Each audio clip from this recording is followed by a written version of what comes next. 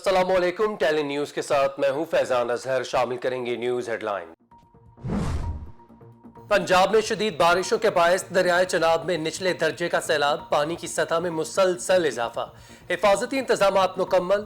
Head قادر آباد کے مقام پر پانی کی آمد کا سلسلہ بدستور جاری۔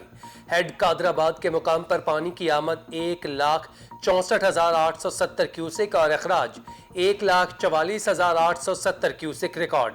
مسلسل بارش کے باعث پانی میں مزید اضافہ ہو سکتا ہے۔ ایگریگیشن حکام کی وارننگ، ہنگامی صورتحال کے پیش نظر تمام ملازمین کی چھٹیاں منسوخ۔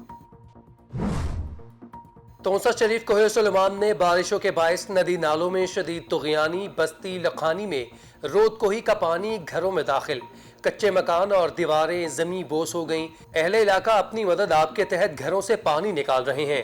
راستہ نہ ہونے کی وجہ سے بچے پیپر دینے بھی نہ جا سکے۔ اہل علاقہ کی حکومت سے مدد کی اپیل۔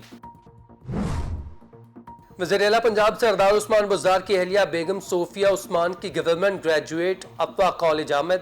بیگم صوفیہ عثمان نے شجرکاری مہم کے سلسلے میں پودا لگایا۔ ربن کاٹ کر گرلز کالج میں پلانٹ فار پاکستان ڈے مہم کا باقاعدہ آغاز کیا۔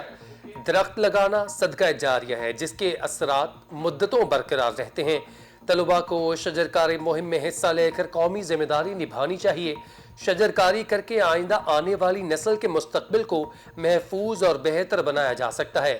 صوفیہ عثمان کا تقریب سے خطاب۔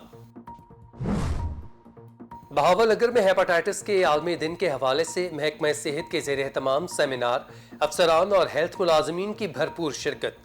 ضلع بھر کے 5 لاکھ افراد اب تک ہیپاٹائٹس کا شکار ہو چکے ہیں۔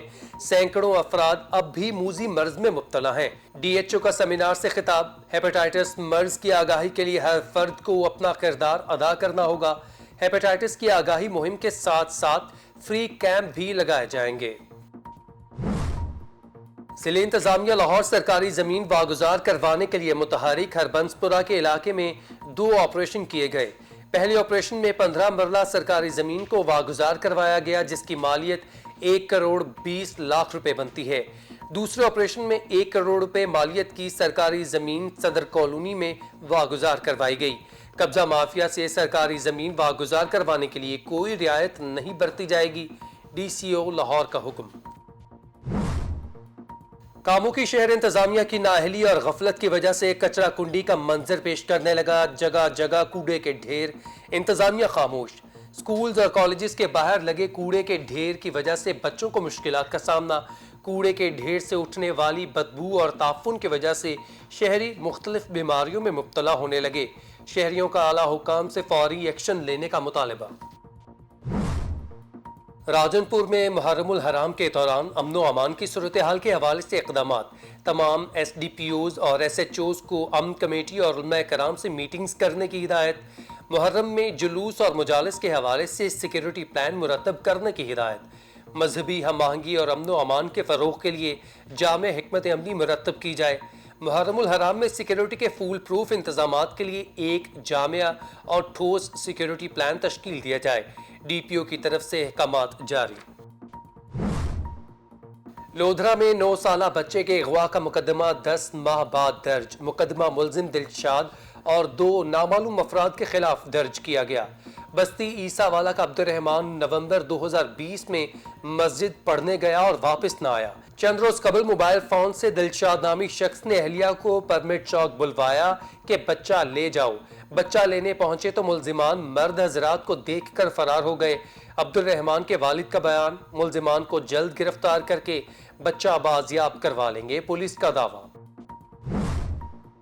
سی ٹی او لاہور منتظر مہدی پولیس اہلکاروں کی ویلفیئر میں پیش 11 اہلکاروں کو چیکس تقسیم کیے۔ ویلفیئر کمیٹی کی سفارش پر اہلکاروں کی مالی امداد کی گئی۔ اہلکاروں کے بچوں کو تعلیمی میدان میں آگے بڑھنے کے لیے مالی معاونت بھی کی جا رہی ہے۔ Pension cases, dowry cases, scholarship cases میں رہنمائی کے لیے فوکل پرسنز لگائے گئے ہیں، سی ٹی او لاہور کی گفتگو۔ اور موٹر وے M3 ننکانہ انٹرچینج کے قریب تیز رفتار ٹرک بے قابو ہو کر کنٹینر سے ٹکرا گیا۔ ایک شخص جاں بحق، ایک شدید زخمی۔ حادثے کی اطلاع ملنے پر ریسکیو عملہ موقع پر پہنچ گیا. زخمی کاظم کو طبی امداد کی فراہمی کے لیے ڈسٹرکٹ ہیڈ کوارٹر اسپتال منتقل کر دیا گیا. حادثے میں جاں بحق ہونے والے کی شناخت عالمگیر کے نام سے ہوئی.